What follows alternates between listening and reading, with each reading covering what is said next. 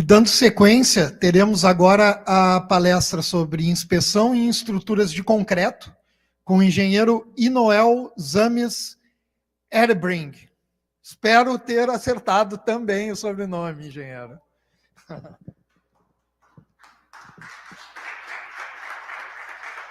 O engenheiro Inoel, que também é da casa aqui da Unicinos, né? A palavra é sua. Tudo bom? E aí? Tudo bom? Então tá, gente. Tudo bem? Boa tarde. João, tudo certinho, hein? Tivemos uma troca, né? Mas foi bem rapidinho, consegui descer aqui e já fazer a alteração. Passador de slide aqui. Perfeito.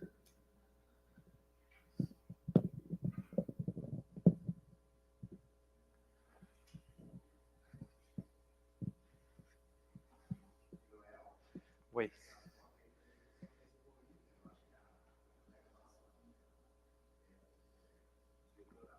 Aham. Sem problema. Troca a data da Expo Inter, fica bem mais fácil. Imagina se nós fizemos lá na Expo Inter. Já que a estrutura está montada lá, que tem show de noite, aproveita e fica lá já. Maravilha. Bom,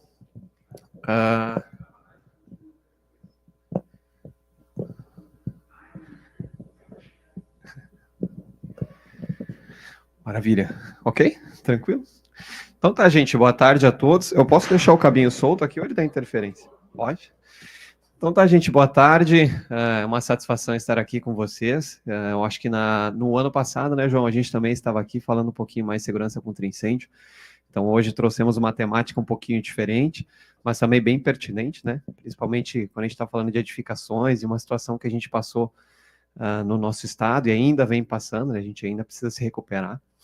Então a gente vai falando o tema da parte da tarde agora, na minha apresentação, é falar um pouquinho de inspeção em estrutura de concreto armado e o que a gente já fez, como a gente adotou alguns tipos, a gente se posicionou em alguns tipos de situações e alguns cases, e o que a gente tem normatizado, quais são os procedimentos que normalmente são adotados, trazendo um pouco mais algumas contribuições para vocês, e depois a gente faz algumas discussões, porque eu também acredito que tenho muito a aprender com vocês. Bom, inicialmente só uma apresentação. Eu tenho mestrado, sou engenheiro civil, tenho mestrado, tenho doutorado na engenharia civil. Também sou professor aqui da casa, da Unicinos, professor de materiais e estruturas também. Sou responsável técnico do ITT Performance. Então, quem conhece o Instituto, é um instituto que trabalha especificamente para sistemas construtivos e materiais da construção civil. Além disso, também tenho uma empresa de consultoria com outros 2 colegas. Sou diretor regional do IBRACON, não sei se já ouviram falar, mas é o Instituto Brasileiro do Concreto. Então, na minha opinião, é um dos institutos mais importantes, né, ou mais importante que fala de concreto e estrutura, junto com a ABS também, e diretor administrativo da Alcompat Brasil. Não sei se conhecem, a Alcompat não tem todo o brilho do IBRACON, mas ela tem uma importância tal qual a essa instituição, que é a Associação Brasileira de Patologia das Construções. Então, a gente fala realmente das doenças e os problemas das nossas edificações, tanto da parte de fissuração, revestimento, alvenarias, estrutura, acústico, térmico, todos os problemas que estão envolvendo a nossa edificação. Tá? E quando o João pediu para falar um pouquinho de estrutura de concreto, não adianta a gente já chegar e já despejar conhecimento só sobre inspeção. Eu gosto sempre de fazer um histórico, como a gente começou e aonde a gente está agora. Então, para a gente entender um pouquinho, talvez vocês já conheçam, mas os concretos atuais, né, que a gente está falando, com cimento Portland, eles iniciaram o seu desenvolvimento no século XIX, 1824. Quem é que basicamente desenvolveu isso? Joseph Eibsding. E por que Portland, né? Porque ele se inspirou na ilha de Portland. Bom, o cimento que a gente conhece hoje é por causa desse cara aqui. E a ousadia e a forma de concepção das nossas estruturas, elas estão viáveis porque a gente tem materiais com melhor qualidade, a partir desses desenvolvimentos, e, claro, software de desenvolvimento e cálculo, entre outras coisas. Mas tudo começou aqui. Bom, pegando basicamente pó de rocha, moendo, queimando a 1400 graus, e depois moendo de novo e colocando água, a gente tinha uma rocha natural, que a rocha artificial é mais resistente que a rocha natural. Isso foi que o Artsdin fez. E é isso que a gente faz, até hoje. E é incrível, porque o concreto, que a gente conhece na atualidade, ele tem aí seus, sei lá, 180 anos, mais ou menos 200 anos. E quando a gente fala concreto, poxa, concreto romano, já ouviram falar em concreto romano? Porque o pessoal usava cinza volante, usava cinzas vulcânicas, não tinha esse tipo de material.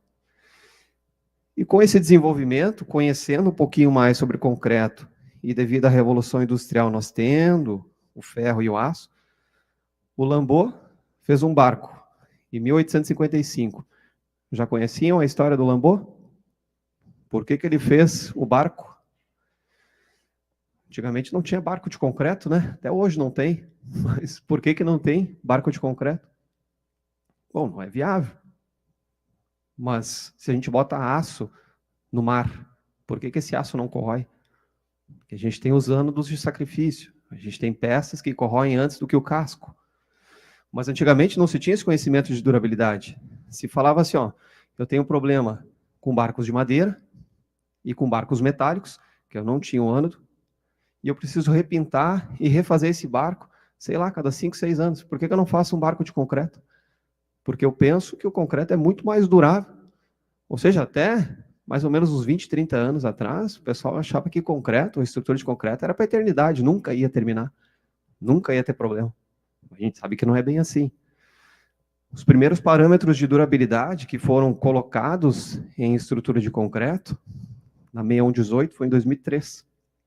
Faz 21 anos que a gente tem os requisitos de relação água-cimento máxima, consumo de cimento mínimo e os cobrimentos variando da classe de agressividade ambiental. Então, preocupação com durabilidade não é tão antiga assim, em viés de norma. E pensando em fazer um barco que vai ser durável, esse é o primeiro elemento de concreto armado que a gente tem registrado. Depois disso, entendendo que colocando concreto e aço a gente acaba tendo um comportamento dúctil, e um comportamento dúctil me traz segurança para a estrutura, posso começar a variar um pouco mais. Não sei se vocês já ouviram falar no Meunier, mas o Meunier não era engenheiro. O Meunier era um jardineiro.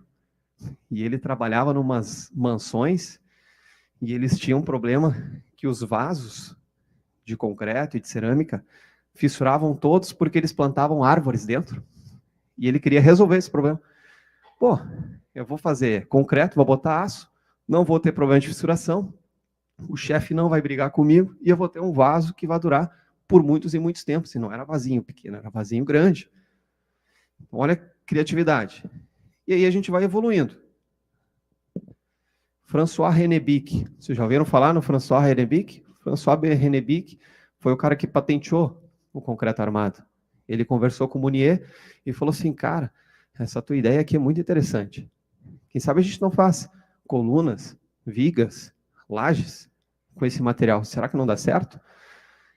Isso porque não só o Meunier fez vasos, mas ele também fez uma pequena pinguela ou passarela dentro dessas edificações, que eram grandes fazendas, né? Eram grandes territórios de terra, e pontes com 13 metros, 12 metros de vão, já com concreto armado. Então, se viu uma grande oportunidade, e o François Rennebic patenteou isso. Então, sistemas de pilar, viga e laje, em concreto armado. E aí, avançando um pouquinho mais no tempo, 1928, o que a gente acha que hoje é uma revolução, mas que já tem quase 100 anos, que é a proteção.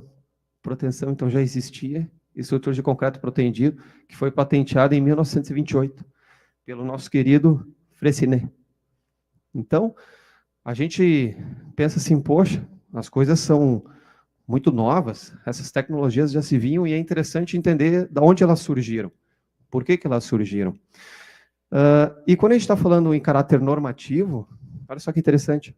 A primeira norma de concreto armado que teve no mundo, uma norma na Alemanha, 1904. Vocês já ouviram falar no edifício Martinelli e o edifício à noite? Exatamente. Essas edificações, depois tem os próximos slides, elas foram concebidas ali na década de 30, década de 20. Que norma que se utilizava naquela época aqui no Brasil? Não se tinha norma no Brasil, se tinha norma alemã. Então foi feito o dimensionamento com base nas normas alemãs. E em 1940, a gente teve a primeira norma brasileira, que é a NB1, que é especificamente de concreto armado. E a NB1 é uma cópia da norma alemã. No início, ela tinha 8 páginas, essa norma. Então, para mostrar como se fazia o dimensionamento de estruturas de concreto. Algo que tinha sido concebido aí em torno de 60 anos antes. Então, isso, olhando assim, bastante tempo, né, entre a concepção e até chegar aqui no Brasil. Aí mostra, às vezes, aquele delay que a gente tem, né, dos desenvolvimentos de fora, quanto tempo demora para chegar aqui, mas isso já faz bastante tempo que a gente tem esse tipo de ciclo, né? E aí só para mostrar esses avanços, tá? Então, a partir de 2003, ela vira 6118, tá? Ela vira 6118 em 1978, tá? Até 1978 ela era NB1, depois ela virou 6118, que vocês devem conhecer, né? Bom, importante também comentar com vocês que a primeira edificação em concreto armado foi o próprio François Rennebic que fez, que tinha 7 pavimentos. Então, o cara conheceu o Mounier, entendeu a ideia, patenteou, construiu e ele morou nessa edificação aqui. Então, é uma edificação que está na França, 123 anos, e está aí. A gente acha que concreto armado tem também muito tempo, assim, pô, esse material aí já tem muito tempo, na verdade. A primeira edificação em concreto armado tem 123 anos. E hoje a gente tem que projetar uma estrutura com vida útil de 50 anos, vida útil de projeto. Ou se a gente vai fazer uma obra de arte especial, tem que ter 120 anos, 100 anos. Eu quero que ela dure muito tempo, para que ela sirva à sociedade por muito tempo. E eu ia perguntar para vocês, envelhecer pode ser considerado algo ruim? A gente fala muito de patologia, mas o que é patologia, né? Patologia é o estudo das doenças. A gente tem o costume, né? No mercado, assim, a gente vê, isso aqui é uma patologia, aquilo ali tem várias patologias, né? Que, na verdade, esse termo não existe, porque tu quer se referenciar a danos patológicos ou manifestações patológicas, porque patologias não existe. É patologia, estudo das doenças. Quando tu quer se referir a um dano, uma manifestação. Mas envelhecer é algo natural. A patologia está mais relacionada a algo que não está previsto, é um envelhecimento antes do previsto. Imagina, eu tenho algum tipo de doença, eu tenho 31 anos. Se eu tiver, sei lá, algum problema na coluna, um problema de visão, isso não é algo normal. É algo normal se eu chegar com 60, 70. Então, envelhecer desta maneira é já algo esperado. Eu ter alguns problemas. Assim como as nossas estruturas. As nossas estruturas, nossas alvenarias, nossos revestimentos, eles vão envelhecendo ao longo do tempo. E eu não entendo isso como enquadrar em patologia. Tá? Mas a gente precisa fazer as inspeções, a gente precisa ir no médico, a gente precisa fazer as inspeções rotineiras, algumas um pouco mais intrusivas, outras um pouco mais superficial. E eu vou falar para vocês como a gente faz isso com as estruturas de concreto. Inicialmente, as nossas estruturas, elas precisam atender a uma vida útil de projeto de 50 anos. E vocês sabem bem o que é vida útil de projeto? Sabem diferenciar vida útil de vida útil de projeto? Dando um exemplo bem raso, assim. Quando a gente vai projetar um carro, o cara lá da Volkswagen, ele vai pegar um carro e vai colocar as peças, vai fazer o dimensionamento do motor, vai pensar no chassi, vai pensar no balanceamento, no pneu, para que aquele carro rode 1 milhão de quilômetros. Essa é a vida útil de projeto. Ele especificou os materiais e fez toda a concepção geométrica, balanceamento, dimensionamento, para que aquele carro tenha capacidade de chegar em 1 milhão de quilômetros. Isso é vida útil de projeto. A nossa estrutura, mesma coisa. O cobrimento que eu estou colocando, o material que eu estou colocando ali dentro, a quantidade de aço que eu estou colocando, é para que aquela minha estrutura trabalhe bem durante 50 anos. Essa é a vida útil de projeto, que é a vida útil no papel. A vida útil da edificação vai depender muito do uso, da execução, da forma que o pessoal está concebendo aquela edificação. Voltando, por exemplo, do carro, posso ter um carro que rode 1 milhão de quilômetros e o cara nunca faça uma manutenção. A vida útil dele pode ser 50 mil quilômetros, pode ser 60 mil quilômetros. O cara não troca o pneu, não troca o óleo, não abastece. Então, aquela vida útil de projeto está lá e a vida útil está aqui. O que a gente quer é que essa vida útil se aproxime ao máximo da vida útil de projeto. E a gente só faz isso com manutenção. Só existe vida útil de projeto com manutenção. E seriam as manutenções preventivas, não corretivas. Que esse é o exemplo do gráfico que a gente traz, que está na própria norma de desempenho, que é a norma 15575, que ela fala da importância da manutenção. Inicialmente, aqui no tempo zero, a gente vai ter um desempenho da nossa estrutura muitas vezes acima do mínimo. Nós temos os nossos coeficientes de segurança, nossas margens, mas à medida do tempo, quando a gente vai passando, os dias, os meses, os anos, esse desempenho vai diminuindo. O que seria esse desempenho diminuído? Tá? Vamos pegar um prédio em Tramandaí. À medida do tempo, a gente vai tendo penetração de íon cloreto na estrutura, a gente vai tendo carbonatação do concreto, e ele vai perdendo aquela eficiência que ele tinha lá no início. A estrutura também vai sofrer com fluência, deformações, ela pode ir perdendo resistência ao longo do tempo. Então, estou perdendo desempenho. Como é que eu reponho esse desempenho? Que são esses gráficos que dá o pico e eu consigo prolongar a minha vida útil, o mais próximo da vida útil com manutenção, que seria a minha vida útil de projeto. Então, quais as manutenções que eu tenho que fazer para que a estrutura dure meus 50 anos? Sei lá, uma limpeza da estrutura, uma repintura, retirar aquele material que está carbonatado, que tem íon cloreto e aplicar um novo material, ou eu tenho algum ponto de corrosão e eu reparo esse ponto de corrosão. Porque no instante que eu não fizer manutenção, eu vou chegar abaixo do desempenho mínimo, significa que eu não tenho mais desempenho. Então, a minha estrutura ali vai ser prejudicada. E prejudicar a estrutura é prejudicar o usuário, porque a gente trabalha para o usuário, a gente trabalha para o ser humano, a gente faz uma concepção de uma estrutura para os seres humanos utilizarem. A partir do momento que ela não tem mais função para o ser humano, ela perdeu sua funcionalidade. Alguns exemplinhos assim do que seria, né, em estrutura de concreto. Se nós pegarmos lá no início, desempenho um pouquinho acima do mínimo. À medida do tempo, a gente pode começar a ter a carbonatação do concreto e isso vai fazer com que a minha armadura se despassive. Bom, é muito papo para falar o que é despassivação ou passivação, como acontece, mas significa que a minha armadura vai ficar desprotegida à medida que o CO2 vai entrando na minha estrutura. É isso. A partir do momento que a minha armadura ela se despassivou, significa que ela está apta para corroer. Então, a partir do momento que eu despassiva, gente, só ladeira abaixo. Então, só vai perder desempenho. Ah, mas vai depender 1 mês, 2 meses, 10 anos, 50 anos, vai depender das condições que eu tiver. E como eu consigo detectar isso? Fazendo as inspeções. Tá? E aí vocês podem ver, ó, eu vou tendo o início do processo da corrosão, começam a ter manchas, começam a ter fissuras pelo esplacamento do produto da corrosão, fissuras de esplacamentos, redução da seção, que é o que mais nos impacta.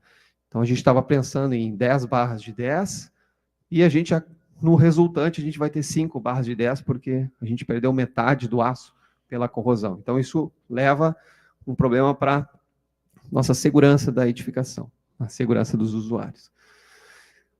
Os exemplinhos aqui do edifício Martinelli, que eu falei para vocês. Então, o edifício Martinelli em São Paulo. Então, imagina que o pessoal, naquela década de 20 e 30, início de 30, os caras já estavam fazendo prédios com 30 pavimentos. Então, um edifício bem emblemático. E se vocês forem hoje lá, novo. Você comentou, né, que eles já estão fazendo uma nova revitalização. Por quê? Manutenção. Então, um prédio que tem quase 100 anos, ou se a gente somar o início da construção, já tem mais de 100 anos. e está novo. E a gente tem alguns prédios que têm 10 anos e já estão virados num chapéu velho, que a gente fala, né? Bom, edifício à noite, né? Por que à noite, né? Porque era o jornal à noite, tá? E também, no Rio de Janeiro, 22 pavimentos, concepção devido a projetos estruturais vindos da Alemanha e com concepção da norma alemã. Eu não sei se vocês já ouviram falar no projetista, um dos projetistas de estrutura mais famosos que a gente teve no Brasil, que é o Otto Baumgart. Então, ele realmente revolucionou muito os cálculos estruturais e ele que acabou puxando as normas brasileiras aqui lá no início, né? Então, ele já é falecido, né? Mas ele é um emblema, assim, quando a gente está falando de projetos estruturais de concreto armado. E o que a gente fala da grande área da patologia, tá? Então, a parte da patologia, a gente está relacionada tanto ao desempenho, e imagina, falando em desempenho, a gente tem vida útil de projeto, a edificação vai apresentar uma vida útil, e a gente tem uma manutenção. Quais são os tipos de manutenção que a gente entende?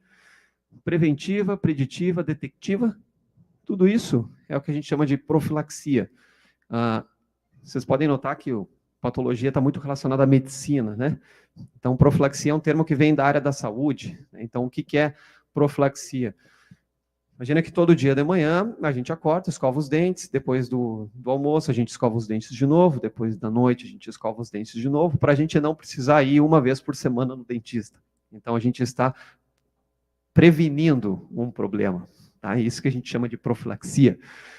E a gente também tem o problema da corretiva. Quando vê, se eu não fizer nada, eu vou ter que visitar o médico mais vezes, ou o engenheiro vai ter que visitar a edificação com mais frequência, porque vai apresentar não um problema talvez só na estrutura, mas no hidrossanitário, no elétrico, que eu vi que vocês estavam comentando também, na fachada, nas esquadrias.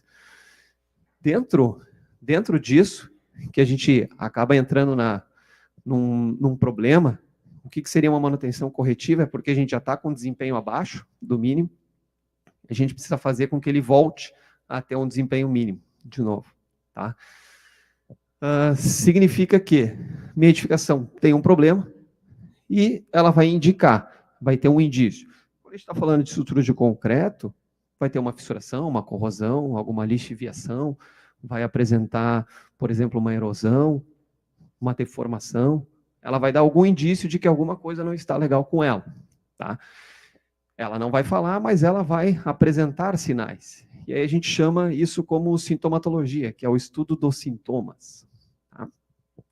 E a gente tem que entender qual que é o problema que está acontecendo, né? Qual que é o problema, e a partir do momento que a gente compreende o problema, que a gente está falando que isso é um diagnóstico, a gente consegue tomar ações.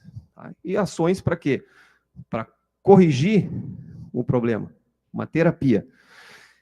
E é importante falar que, a partir do momento que eu tenho o diagnóstico, e se eu tenho o diagnóstico, e eu preciso avisar o meu usuário, meu condomínio, a área técnica, a sociedade, de que se não fizer nada, eu posso ter tal e tal e tal problema. Porque isso a gente fala como prognóstico. Então, vai chegar lá no dentista e vai falar, olha, eu vou ter que fazer um tratamento de canal. Se tu não fizeres, vai acontecer isso, isso, isso e aquilo. Então, o mesmo papel, nós como engenheiros, quando a gente vai fazer a inspeção, que acaba pegando tanto a sintomatologia, o diagnóstico, prognóstico e terapia, porque é um serviço que a gente vai lá presencialmente, mas ele não se encerra presencial, ele começa muito antes, às vezes, da gente chegar na edificação, pegando projetos, manuais, fotos, para já ir entendendo o problema. Chegamos na edificação para fazer a inspeção e o nosso trabalho continua em casa, montando o laudo, montando os relatórios, montando entre outras coisas, tá? Para que a gente consiga responder isso para a nossa estrutura de concreto armado. Claro, responder para o usuário que mora nessa estrutura, né? Ou mora na edificação com essa estrutura. Tá? Bom, só pegando o que realmente seria a inspeção em termos técnicos, né? Até um livro do professor Bernardo Toutiquian, e do Bolina e do professor Paulo Helene, fazendo uma relação entre patologia médica e a patologia das construções. Uma inspeção é avaliar a estrutura regularmente ou quando houver um fato extraordinário de interesse. Tá? Então, claro, tem alguns também que chamam, quando a gente acaba tendo um problema extraordinário, ou seja, um sinistro, isso seria uma perícia, né? Mas, claro, perícia, inspeção, para mim, acaba sendo tudo muito parecido. Tá? E quando a gente está relacionando com a patologia médica, uma análise de histórico do paciente e dos familiares, verificação de exames anteriores. Então, a própria inspeção de uma estrutura, para que a gente consiga ter estas respostas aqui e a gente compreender realmente o problema, algumas vezes a gente vai ter que fazer alguns ensaios. Esses ensaios podem ser destrutivos, semidestrutivos ou não destrutivos. Como é que eu chego na estrutura e de cara eu já sei qual é o problema dela? Posso ter alguma hipótese que está, assim, destoando em relação às outras, mas eu posso ter um probleminha que eu não estou enxergando e que está ocasionando aquela manifestação. E quando eu trato aquilo, mas o problema, a raiz do problema era outro. Então, realmente, eu tenho que me dedicar um pouco mais nos ensaios diagnósticos que a gente fala. Tá? Algumas referências interessantes para que o público aí consiga entender um pouco mais sobre estruturas de concreto e patologia das estruturas de concreto.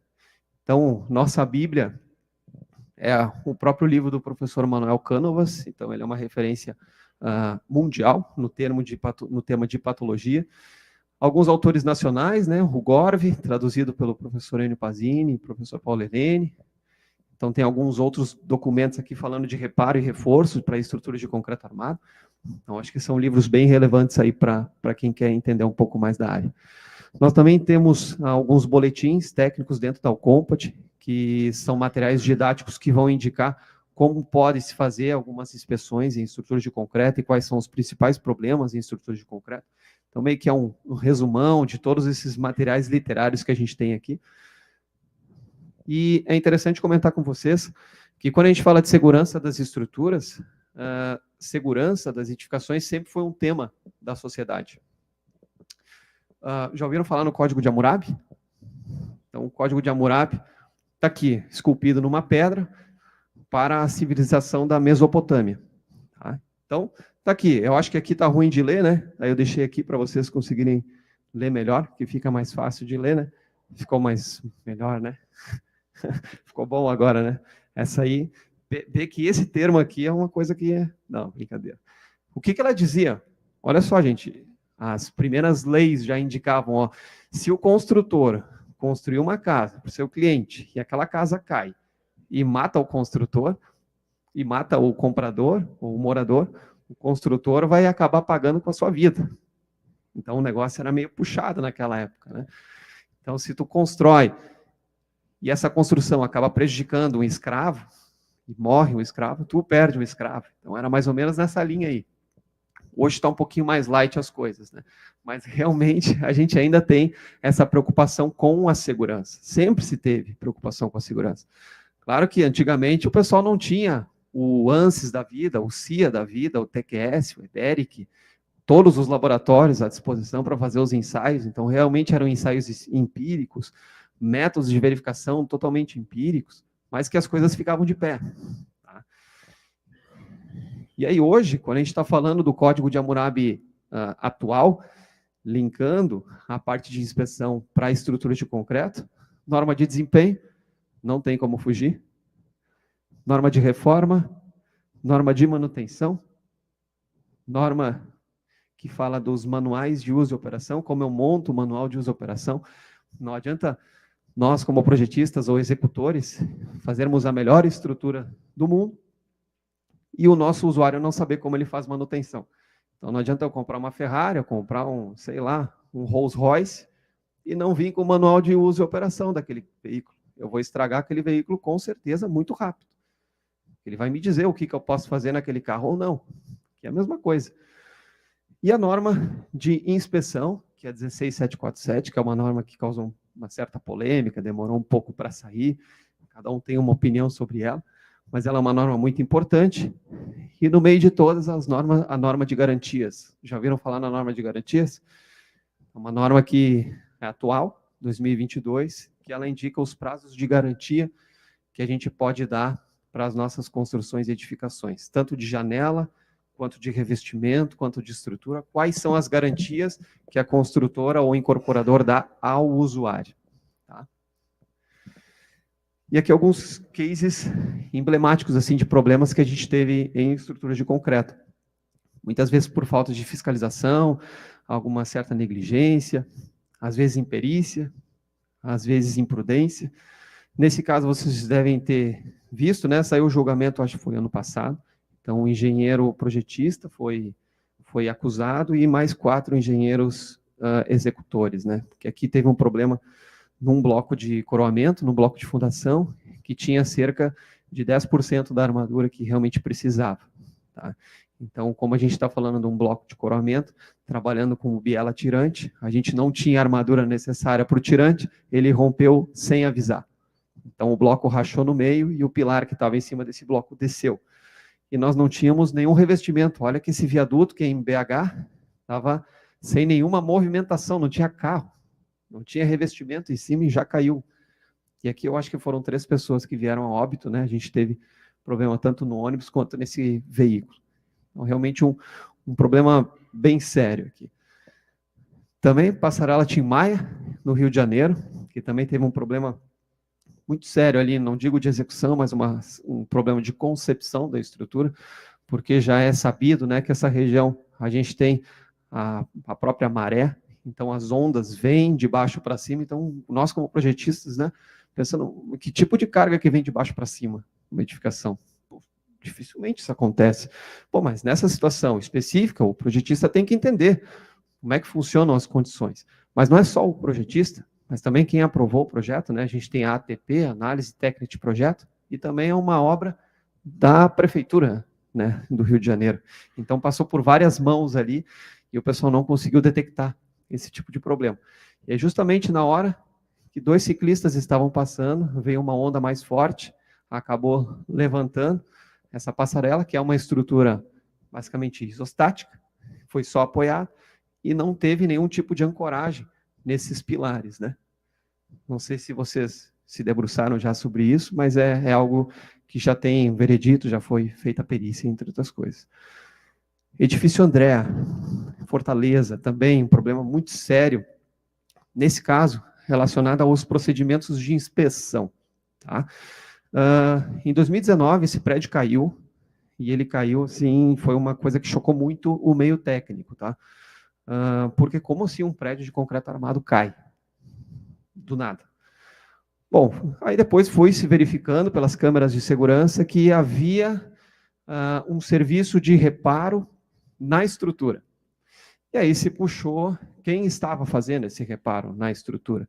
Eram 2 jovens que estavam recém-formados, e isso para mim não tem problema nenhum, pode ser que eles sejam experts, mas eu acredito que eles não estavam entendendo o que eles estavam fazendo. Esse é um problema. Tá? Por quê? Se vocês sabem, né, Fortaleza tem um perfil de cloretos muito forte, então a gente tem muito sal no ar, e esse prédio é um prédio da década de 80, que ele foi concebido e ele teve problema de degradação ao longo do tempo. Então tinha muitas armaduras ali com estado avançado de corrosão, então precisava ser feita alguma coisa. Então o síndico, na verdade a síndica, contratou esses especialistas para fazer as inspeções e para fazer, daí, claro, a terapia. O diagnóstico era muito simples de ser feito, né? Poxa, é corrosão das armaduras por ataque de cloreto, combinação com carbonatação, não tinha sobrecarga, não tinha nada específico disso. Então, vamos para a terapia. O problema é que a terapia foi feita de forma muito acelerada. O pessoal contratou, terceirizou uma mão de obra e falou, olha, vamos agora abrir todos esses pilares do térreo, vamos quebrar eles, para a gente ter acesso à armadura, retirar aquele concreto que tem o sal, porque a gente tem que retirar o sal dali da estrutura, porque a gente não consegue dizer, ó, agora tu não vai corroer. Na verdade, tu tem que retirar, é como se fosse um câncer ali no concreto, ele fica ali, então ele se retroalimenta, e começaram a tirar a seção transversal dos pilares do térreo.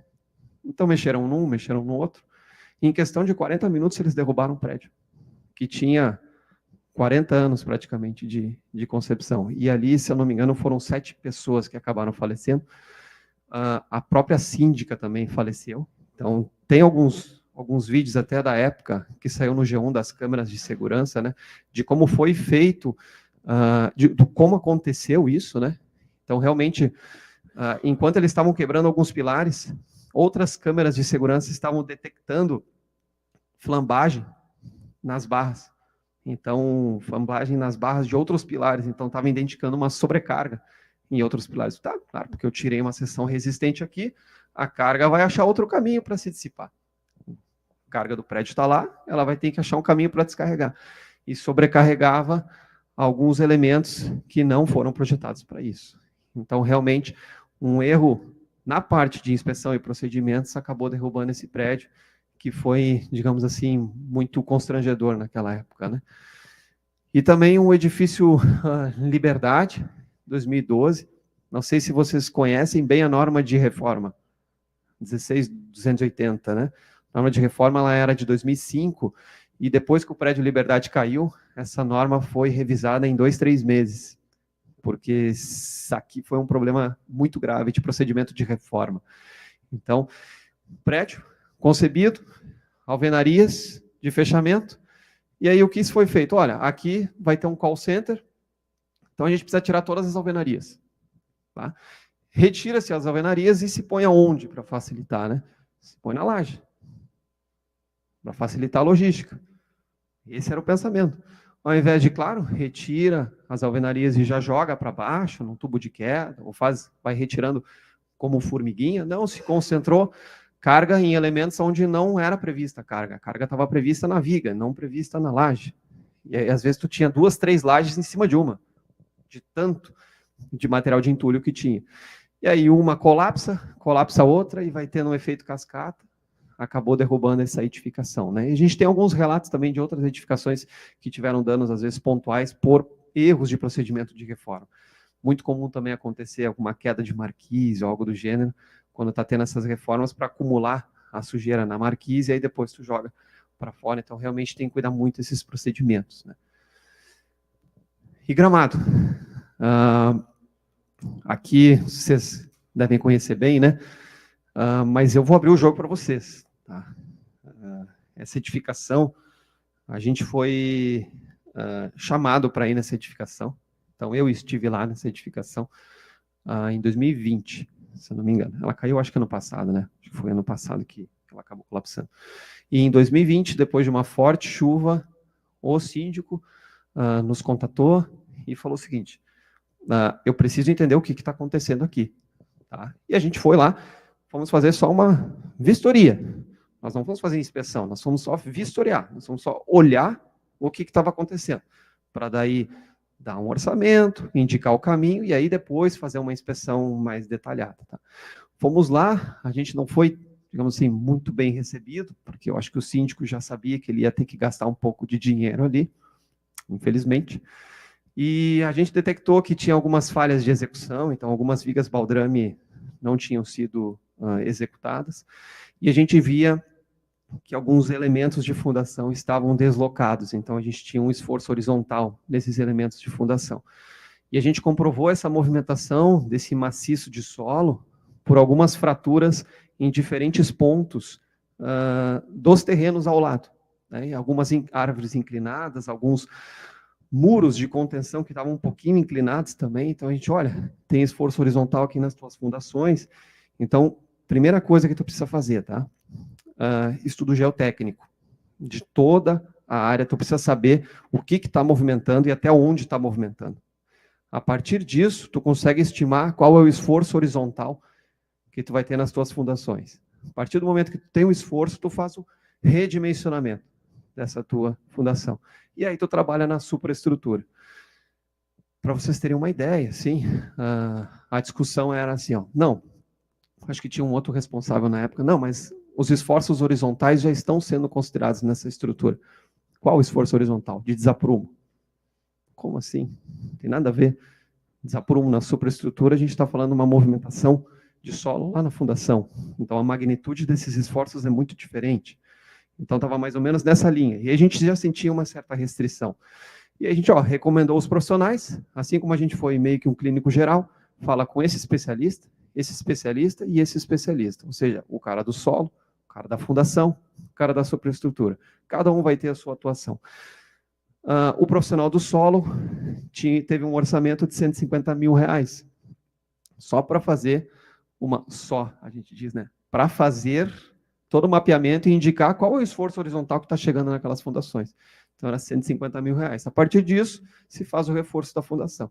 Não se deu sequência nesse estudo, e aí acho que não teve mais investimento, outros profissionais, eu acho que fizeram inspeção lá, teve alguns laudos que rodaram na época e tal, no momento que deu esse problema aqui, e realmente teve uma certa negligência, foi meio que um conjunto, assim, de problemas, porque é difícil derrubar uma edificação, né? Tem que ter vários problemas acontecendo ao mesmo tempo. Então, só para trazer um relato para vocês do que aconteceu. E, recentemente, quanto tempo eu tenho ainda? Já terminou? 5 minutos? Tá bom. E a gente também tem esse caso que aconteceu em São Paulo, que mobilizou um monte de pessoas na internet, que um pilar ou 3 pilares do térreo romperam por esmagamento. Vocês viram isso? Foi no início desse ano ou no final do ano passado? Então, realmente, aqui, o prédio atendeu muito bem as demandas durante 15 anos. Por que vai estourar 3 pilares agora? Não tem indício de corrosão nenhuma aqui, gente. Barra maravilhosa, show, tudo certinho. O que aconteceu? Aí se faz um levantamento, se faz a famosa anamnese, que é o levantamento dos dados, dos históricos, e se verificou que essa edificação, ela tinha, ou a região, tinha sérios problemas de abastecimento de água. Então, de forma muito interessante, o síndico ou o condomínio pensou, vamos aumentar a capacidade dos reservatórios. Então, se a gente está com problema de água, então a gente vai aumentar agora, vamos dobrar a capacidade dos reservatórios. E claro que a gente vai também aumentar um pouco a carga, um pouquinho, né, a carga da edificação. Oi?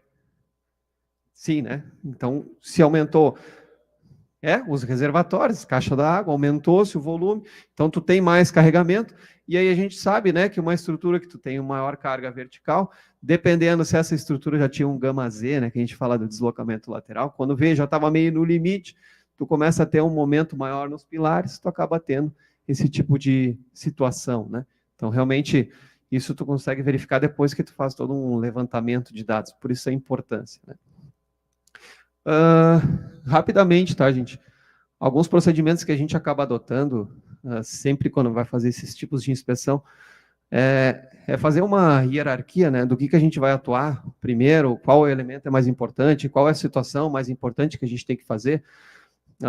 Tem algumas ferramentas interessantes, uma delas é a matriz Guth, que é gravidade, urgência e tendência, que, claro, é subjetivo, depende da pessoa, vai mudar um pouco, mas pelo menos é um indicativo, é um norte interessante, para indicar qual elemento, o pilar central, o pilar de canto, uma viga de transição, uma laje, qual que vai ser o elemento que eu vou acabar atuando inicialmente. O fator de dano, poxa, eu tenho uma corrosão, ou eu tenho uma deflexão, eu tenho uma flecha muito elevada. Dependendo do grau daquele problema, eu também vou saber qual vai ser o elemento que eu preciso atuar inicialmente. Alguns documentos que a gente solicita, né, o projeto arquitetônico, o projeto estrutural, antes mesmo de fazer a inspeção, manual, memorial, plano de manutenção, que muitas vezes a gente sabe que não tem, mas a gente pergunta, só para não dizer depois, ninguém me falou nada. Plano de manutenção do condomínio. A gente tem as nossas fichas de inspeção, então cada um tem seu modelinho de ficha, mas são documentações que a gente leva para fazer essas inspeções. A gente, a partir disso, tem que fazer o plano de inspeção, o que está acontecendo, né? Qual vai ser a tomada de ação, quais elementos a gente vai atuar, quantas equipes, quantas frentes de trabalho, e a gente vai fazer quais ensaios, né? Então, quais são os ensaios diagnósticos que a gente pode fazer? Então, a gente tem ensaios destrutivos, semi e não destrutivos, tá? A partir desses ensaios diagnósticos, a gente vai conseguir indicar qual é o resultado. E, às vezes, até a anamnese, né, que é aquele levantamento inicial, já te dá um indicativo do que aconteceu. Por exemplo, aquele caso de São Paulo que eu falei para vocês, os pilares que romperam, não precisam fazer nenhum ensaio. Foi só no levantamento da anamnese que tu já tem mais ou menos um indicativo do que acabou provocando aquele problema. Bom, ensaios que a gente chama de ensaios destrutivos, né? Ninguém quer fazer ensaio destrutivo em nenhuma edificação, porque o ensaio destrutivo, ele destrói o elemento. Então, ninguém quer fazer um ensaio destrutivo numa viga, porque senão ela inviabiliza. Quando a gente acaba fazendo isso? Tem alguns casos especiais, tá? Por exemplo, a gente foi chamado uma vez na Gerdau para fazer uma inspeção e indicar a estabilidade ou a resistência, a segurança dos telhados que são em telhas de concreto. Então, eram 1000 e poucas telhas. Então, a gente conversou, olha, a gente pode fazer uma série de ensaios não destrutivos e semidestrutivos, mas será que não tem nenhuma telhazinha aí sobrando?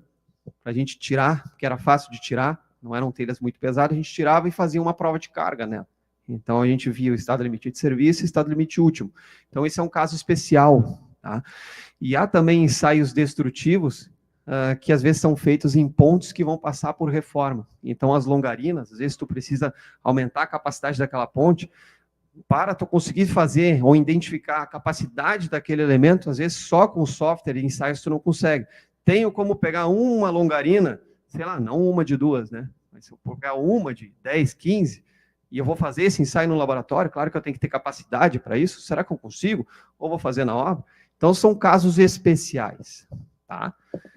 Ensaios semidestrutivos, são aqueles que vão deixar um rastro na estrutura. Então, eu vou fazer uma extração.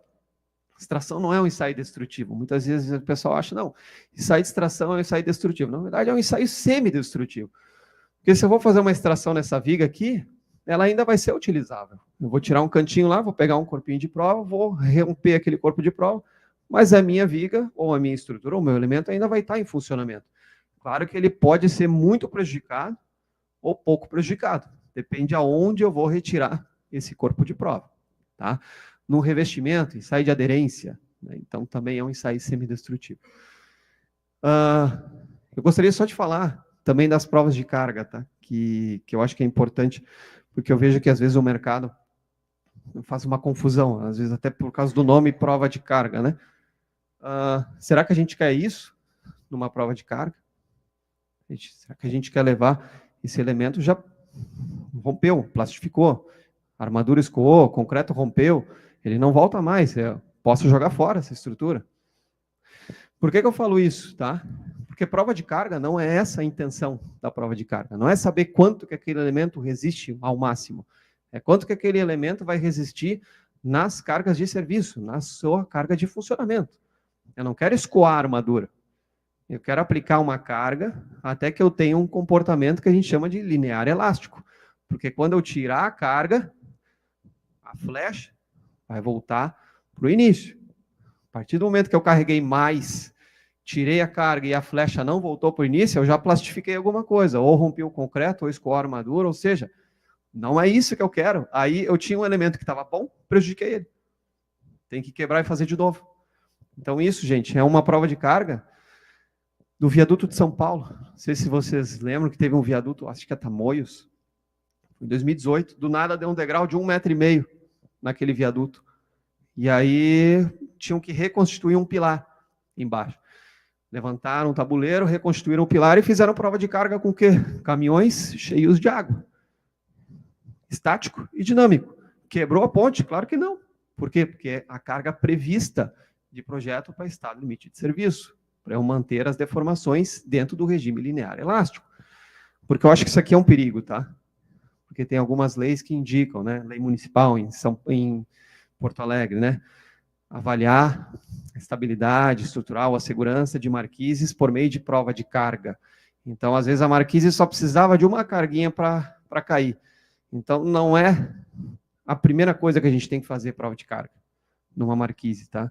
Então, a gente tem que fazer os ensaios não destrutivos, a gente tem que fazer uma boa inspeção, a gente tem que subir, retirar o revestimento, ver se ela está impermeabilizada, se ela não está, ver se tem corrosão, se não está.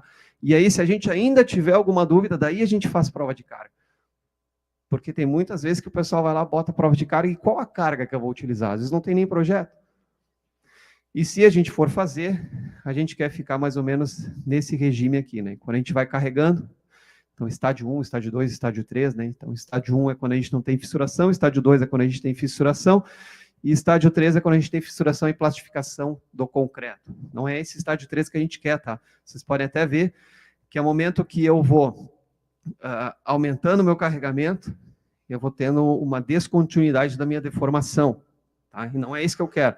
Eu quero um comportamento linear. Então, eu vou carregando, aos pouquinhos, meço a deformação. Ele está aumentando na mesma proporção? Sim, ok. Cheguei na carga adequada? Legal. Isso com um projetista junto, tá? Porque a gente não quer plastificar ou danificar esse elemento, tá? E os ensaios não destrutivos são ensaios que a gente não vai prejudicar a estrutura. Eu acho que vocês vão ter até um curso, né, um mini curso no último dia. Eu não lembro o nome do professor, mas eu vi que ele é do Ibracon lá, então ele deve ser muito bom. O Moisés, que vai falar de ensaios não destrutivos, né? Então, realmente, são ensaios muito interessantes, tá, pessoal? Que a gente não danifica o elemento, a gente mantém ele em funcionalidade sem retirar nenhuma coisinha, tá? Tem alguns ensaiozinhos, tá, que a gente pode fazer numa inspeção detalhada, mas o que eu quero dizer para vocês é isso, tá? Os ensaios não destrutivos. Por não ser destrutivo, ele tem uma certa incerteza, tá? Então, não posso fazer um ensaio não destrutivo e achar que aquele é o resultado 100%, é aquilo ali. Então, o certo é a gente fazer algumas combinações com outros ensaios. Então, faz um ultrassom, faz uma esclerometria, faz uma frente de carbonatação, entende um pouco mais, faz mais ensaios não destrutivos, para tu conseguir pelo menos ter um contexto. Com base nisso, tu vai ter projeto, tu vai ter um memorial, tu vai ter mais algumas informações para te dar, digamos, um diagnóstico mais assertivo. Isso a gente tem que cuidar. Ensaio não destrutivo é ótimo, mas a gente precisa ter um complemento de informações para que a gente tenha um diagnóstico mais interessante. Tá? Terminou o tempo? Então, terminou o tempo. Ainda tinha mais alguns casezinhos aqui para mostrar para vocês, tá? Mas essa apresentação acho que fica com o público depois, então vocês podem ter essas informações. Acho que só para botar o contato aqui, ó, para quem quiser entrar em contato, tem até situação de incêndio, né, que a gente acaba atuando como inspeção. Para quem quiser o contato, quiser trocar alguma ideia, aqui está meu e-mail, e aí a gente fica à disposição.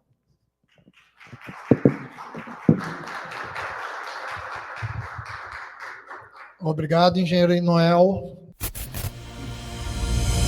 O Brasil terá déficit de 530 mil profissionais de tecnologia até 2025, mostra estudo do Google. Déficit de engenheiros no Brasil chega a mais de 75 mil profissionais. Um levantamento do Google for Startups sobre a escassez no mercado de TI aponta que a ausência de tecnologia, entre outros fatores, tem impactado o setor. Você está pronto para ser o agente transformador no nosso país?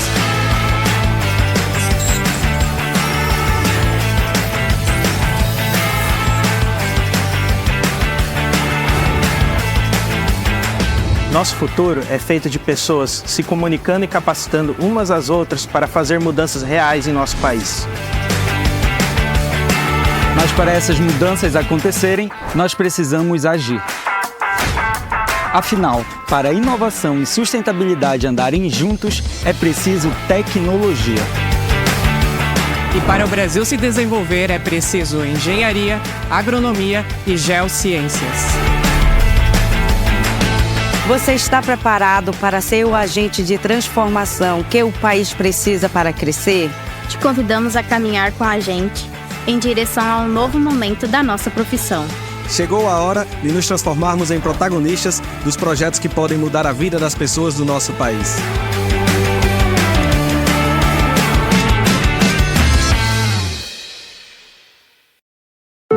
O Conselho Regional de Engenharia e Agronomia do Rio Grande do Sul faz muito, porque faz junto. Uma gestão colaborativa e transparente que coloca as pessoas em primeiro lugar. Serviços mais ágeis e inteligentes, trazendo inovação profissional, com direito à carteira digital e menos tempo na compensação das ARTs. Mais segurança, mais confiança e mais tranquilidade. Os profissionais do CREA-RS estão no campo, na cidade, em todos os lugares e momentos. Com fiscalização preventiva, orientativa e educativa, sempre em defesa da sociedade e do exercício legal das profissões. Com uma visão empática, de equidade, de diversidade e de sustentabilidade, o CREA-RS está trabalhando para o planeta, para as pessoas e para a sociedade.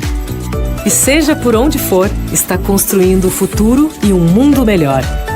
Conselho Regional de Engenharia e Agronomia do Rio Grande do Sul. A gente faz muito, porque faz junto. Você já ouviu falar sobre a Mútua? Para entender sobre ela, é importante conhecer um pouco do sistema Confea, CREA e Mútua. Então, vem com a gente! O Confea, o Conselho Federal de Engenharia e Agronomia, é instância superior da fiscalização do exercício das profissões inseridas no sistema Confea, CREA e Mútua. Os CREAs, Conselhos Regionais de Engenharia e Agronomia, são responsáveis por essa fiscalização.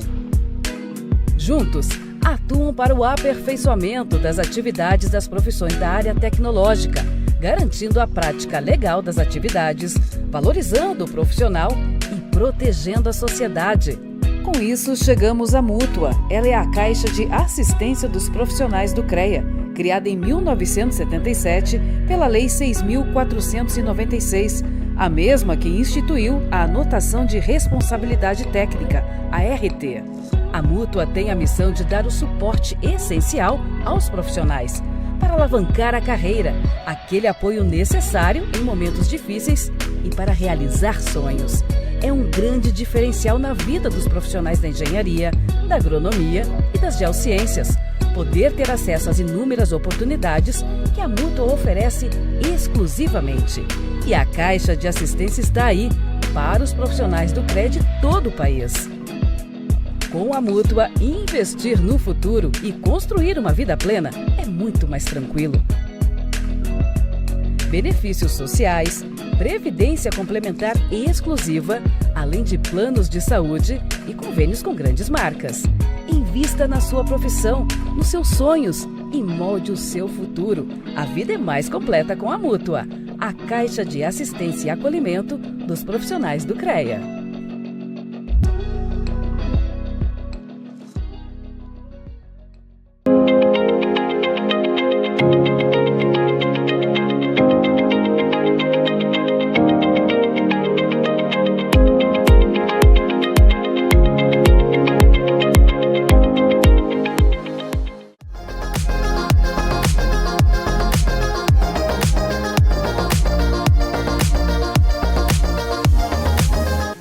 Engenheiros, arquitetos, planejando o futuro, concretizando sonhos.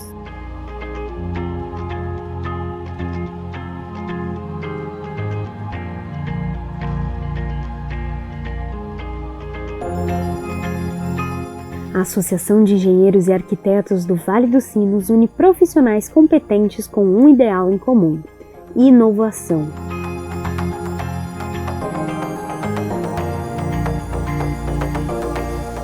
Um espaço focado na construção de novos projetos e na qualificação dos envolvidos, promovendo o associativismo, a cidadania, a ética e a sustentabilidade. Com sede própria em São Leopoldo, a EA Sinos tem participação ativa em conselhos da cidade, instituições e entidades estaduais, como o CREA-RS e Mútua-RS, e em âmbito nacional, Confea.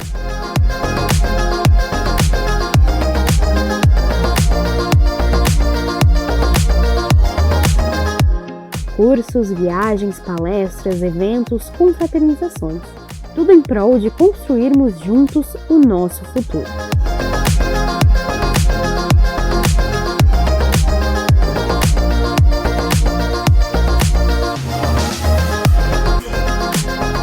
A EA Sinos, uma entidade, muitas oportunidades.